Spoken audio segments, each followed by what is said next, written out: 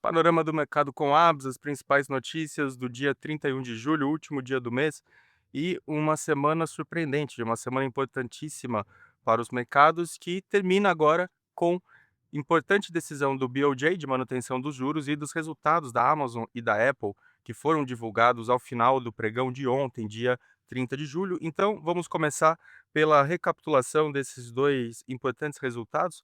Primeiro da Amazon, a Amazon com um crescimento de praticamente 37% da receita. A AWS cresceu muito, foi o maior crescimento da AWS há 5 anos, então olha só que coisa espetacular, porque já é uma plataforma enorme da Amazon e ela conseguiu ainda imprimir crescimento, e isso mostrou o quê? Mostrou que, na realidade, existe uma demanda crescente por inteligência artificial, e a nuvem, obviamente, vai fazer parte da infraestrutura que serve de base para a inteligência artificial, e, por consequência, as ações da Amazon dispararam ontem no aftermarket.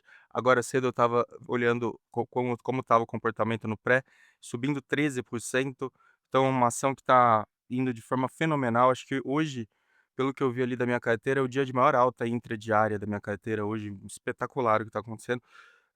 Porque você fica ali, sabe, da ótica do investidor, vou até fazer uma parte, você fica, tomando ferro por meses e de repente em um dia sua carteira explode, né, que finalmente o mercado mostra que você está correto. E como eu conversava ontem, eu dizia que no mercado de renda variável não é nada linear, às vezes pode ficar 1 ano, 2 anos tomando prejuízo numa posição e de repente em 2, 3 dias você fez 60%. Então, é importante ter a calma, ter a convicção do que você está fazendo, e esses resultados mostram isso.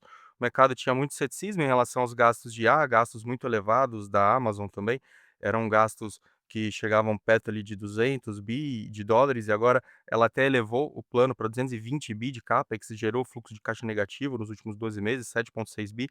Mas tudo isso tem um embasamento. A realidade, ela é inevitável.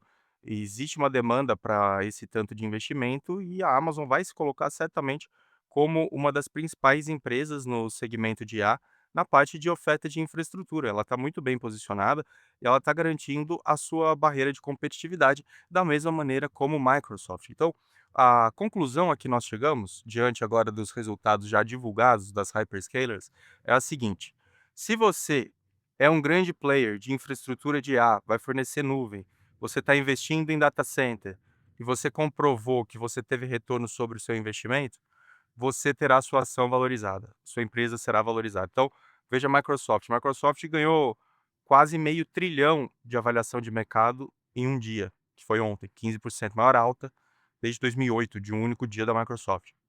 Agora, dito isso, se você é uma meta da vida, que está gastando pra caramba em IA, mas não tem uma base para mostrar o retorno, você não tem a prova para demonstrar o retorno, você está basicamente ganhando com ganhos operacionais, né, eficiência da operação, diminuição de custo e eventualmente uma publicidade mais assertiva para o usuário das plataformas da Meta.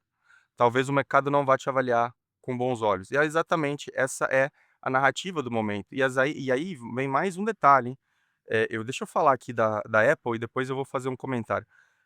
Vamos para a Apple. Apple teve um trimestre excelente, como sempre a Apple, uma geradora de caixa, uma disciplina financeira incrível, o último trimestre sob o comando de Tim Cook. Tim Cook sempre foi uma pessoa extremamente disciplinada na gestão financeira da empresa, talvez esse seja o motivo pelo qual Warren Buffett gosta tanto da Apple e da gestão do Tim Cook. Mas, independentemente disso, geração de caixa muito grande, crescimento de venda de iPhone 22%, receita crescendo 16%, earning per share acima do consenso, lucro líquido alto, a ação caiu quase 10% no after. Por quê? Primeiro porque a Apple não consegue garantir ao mercado, não consegue dar um guidance no sentido de que é certeza que esse crescimento pode continuar de forma sustentável. É muito difícil. A empresa já está num segmento muito maduro, o iPhone já também não tem um diferencial tão competitivo quanto o de outros players, e fica muito difícil. Os chineses têm concorrentes, tem a Samsung também fazendo sempre o seu smartphone para concorrer, então o mercado olhou com um certo ceticismo. E o mais perigoso disso tudo é o fato de que a Apple não está investindo em IA, e a Apple está querendo surfar a onda da IA, indiretamente tentando pegar o serviço de outro player. Então, ela estava na OpenAI, agora ela rompeu o contrato com a OpenAI, foi para o Google, E provavelmente ela vai fazer isso, né, quando ela aquele contrato que ela tem do Safari, para que o Google seja o buscador do Safari, ela ganha muito dinheiro com isso. O Google tem que pagar para a Apple uma quantia bilionária anualmente. E eu acho que a Apple vai fazer a mesma coisa, sabe, vai pegar essa parte da Apple Intelligence e vai delegar isso para um Google da vida aí, para um Gemini. Não acho que seja a estratégia correta, eu acho que existe um grande risco dela ficar obsoleta e, se acomodar, não reinvestir e ficar obsoleta, e ficar apostando em gerar caixa, fazer buyback. Então eu não sei se é a estratégia correta. Agora, temos uma mudança de CEO e vem o John Termos, que é um cara de hardware, um cara que trabalhou no Mac. Pode ser que ele tenha uma visão completamente diferente do Tim Cook, que era um cara de logística, de cadeia de produção. Então a mudança de CEO pode ser uma mudança de paradigma e talvez possa também representar o reconhecimento do Tim Cook, que ele não está preparado ou não está afim de tocar a Apple nesse momento em que a Apple tem que se dedicar à inteligência artificial. Então, além disso, temos esse ponto também que serve de reflexão para a gente e para que a gente possa também levar em consideração na hora de analisar a ação da Apple. Mas queria fazer, antes de falar de BOJ, queria fazer uma observação. O Leopold Aschenbrenner era um menino muito jovem. Esse menino se formou em Colômbia, nota máxima, cum laude, sabe, aquele tipo de aluno fenomenal, aluno de ponta de Colômbia. E ele trabalhou como pesquisador na OpenAI. E daí ele saiu da OpenAI com 20 e poucos anos e resolveu abrir um fundo de investimento, porque ele via que a IA ia proporcionar uma grande tendência de investimento em várias empresas que compõem esse ecossistema, as chamadas camadas da IA. Tem até um short, um vídeo no Reel, no Instagram e no YouTube, depois você assista que eu explico as camadas da IA. E aí esse fundo chama Situational Awareness, e ele recebeu aporte dos caras da Stripe, vários empresários, investidores aportaram dinheiro no fundo dele e tal. E no ano passado, se não me engano, ele fez uma performance de 60, 70%. Foi uma performance magnífica. Só que ele estava alavancado nesse momento em empresas de memória, empresas de semicondutores, e estava super alavancado. E o mês de julho teve uma correção absurda. E ele tomou uma chamada de imagem e o fundo vai ter que fechar as portas. E o que é mais bizarro é que o Ken Griffin, que é um whale, né, portanto um investidor institucional muito conhecido, Ken Griffin, de Chicago, da Citadel Securities, ele foi um abutre. Ele pegou o fundo totalmente colapsada e falou: "Olha, me passa aqui os seus equities que eu vou comprar". Então ele ainda comprou as ações do Situational Awareness na chamada bacia das almas, que mostra a frieza de alguém muito experiente contra alguém inexperiente. Alguém com muita testosterona e o outro com um sujeito muito calmo, com 60 anos de idade, já viveu de tudo no mercado e soube aproveitar sem alavancagem e ainda comprou na bacia das almas. Então isso tudo para que você que investe reflita também que a ganância acaba com você. Você pode fazer um ano espetacular, se você continuar ganancioso, no ano seguinte você perde tudo. Então, muita cautela, é uma lição, eu acho que nós temos que estudar os casos de insucesso com mais cuidado do que os casos de sucesso, porque os casos de fracasso nos mostram, nos ensinam muito mais do que os casos de sucesso. E um menino muito jovem, muito inteligente, mas que talvez, tenha sido envolvido pelo seu sucesso passado, acreditou que nada poderia acontecer, e aí, uma volatilidade dessa, já com ETFs extremamente alavancados na Coreia, levou a total colapso do fundo do Leopold. Então fica aqui esse comentário. E agora para terminar, uma análise da decisão do BOJ. BOJ decidiu manter os juros em 1%. Foi apenas um voto dissidente, 8-1. Apenas um membro do comitê que define a política monetária do país defendia o aumento para 1,25%. Isso causou uma pressão tremenda ao iene, porque já temos inflação acima dos juros afixados pelo Banco Central, e havia uma expectativa do mercado de que talvez o BOJ tivesse obrigatoriamente que subir os juros, dadas essas circunstâncias de juro real negativo, um país com problema inflacionário, o retorno do conflito entre Estados Unidos e Irã fazendo com que o petróleo suba, que a energia suba.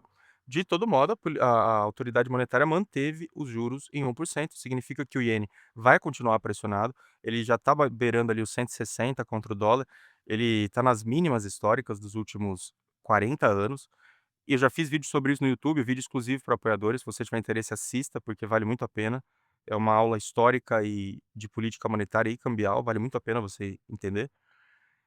E, na verdade, bastante preocupante para os japoneses. Claro, as exportadoras se darão bem, tudo bem, mas, existe um problema também de credibilidade da moeda, segurança da moeda. Um país que é muito endividado, uma alavancagem em dívida gigantesca, monetizou sua dívida por décadas e agora está se deparando com uma situação bastante difícil. A Takaishi está perdendo popularidade, ela tinha um plano de expansão fiscal, uma loucura para um momento como esse. Eh, e me causa preocupação, porque eu penso que o Japão, como faz parte das 3 maiores economias do mundo, me preocupa, porque se acontecer algum colapso ali, o risco de contágio é grande, inclusive nos Estados Unidos, porque muito capital japonês transborda para o mercado de capitais norte-americano. Então, fica também essa ressalva, esse alerta. A minha visão aqui para terminar a semana, amanhã eu vou fazer uma retrospectiva, mas minha visão para terminar a semana é a seguinte: a IA está viva. A IA está totalmente viva, mas você tem que saber identificar onde estão as assimetrias e onde estão já as bolhas, ou onde estão as precificações que já estão muito elevadas e que vão causar uma potencial perda de capital se você investir, e onde você tem ainda simetria. Então, eu sempre fui muito convicto disso, nunca procurei aquele ativo que vai se valorizar absurdamente ou aquele ativo que está negociando a múltiplos exagerados, mas eu sabia que os players mais defensivos tinham demanda sim para fazer esses investimentos. Eu sempre acreditei nisso, você acompanhar aqui o panorama todo dia de manhã, você sabe muito bem o que eu tenho falado, com há quanto tempo eu tenho falado de Microsoft, por exemplo, cheguei a falar de Amazon também, falei de Google. Então, fica aqui meu comentário, espero que você tenha um excelente final de semana, fico muito feliz de acertar algumas teses. Quanto ao Brasil, eu não tenho falado muito de Brasil nessa semana, mas é porque o Brasil, eu até fiz 2 vídeos sobre o Brasil para o YouTube, serão postados semana que vem. Mas o grande problema do Brasil é que ele está com um desequilíbrio fiscal, ele precisa resolver isso, com certeza. Os juros muito altos fazem com que os ativos em renda variável sejam pouco atrativos nesse momento. Existe um custo de oportunidade de você ficar alocado entre renda fixa e renda variável, e nesse momento eu não vejo, salvo alguns nomes, eu não vejo muita atratividade, então tem que tomar muito cuidado onde o investidor está alocando aqui no Brasil, se estiver alocando em equities, a exposição do brasileiro em equities é ridícula, né, não dá nem para falar que é uma exposição. Então, eu não tenho falado muito de Brasil nesse momento, porque eu estou um pouco pessimista. Confesso que eu estou um pouco pessimista com as circunstâncias macro e com essa tendência tecnológica que é uma revolução industrial, talvez jamais vista na história da humanidade no que diz respeito aos últimos 500 anos, que é a inteligência artificial, que vai mudar muito a forma do ser humano interagir, trabalhar, analisar os gargalos econômicos. Então, por esse motivo, eu penso que a canalização do fluxo vai continuar indo para os Estados Unidos, porque eu não vejo outros continentes se dedicando tanto. Tem a China, tenho falado das empresas de tecnologia da China, mas a China está sempre um pouco atrás dos norte-americanos, né, nessa parte da IA. Então, talvez a China consiga, nos próximos anos, se igualar. Está trabalhando para isso, fiz um vídeo também para comentar isso, trabalhando em memória, trabalhando na tentativa de ter uma litografia similar à ASML, conseguir fazer os HBMs de ponta, fazer os GPUs de ponta. Então a China também não fica parada, né? Existe um amparo, um incentivo estatal por trás também para que haja o sucesso dessa estratégia. Então nós não podemos desprezar. Porém, até o momento, como eu tenho que olhar a minha análise de risco-retorno, onde é que eu tenho retorno, onde é que eu tenho risco, onde é que tem assimetria, eu ainda gosto mais do caso norte-americano. Então fica aqui a minha análise nessa sexta-feira, desejo a você um excelente final de semana e amanhã eu volto fazendo a nossa retrospectiva. Um abraço e até mais.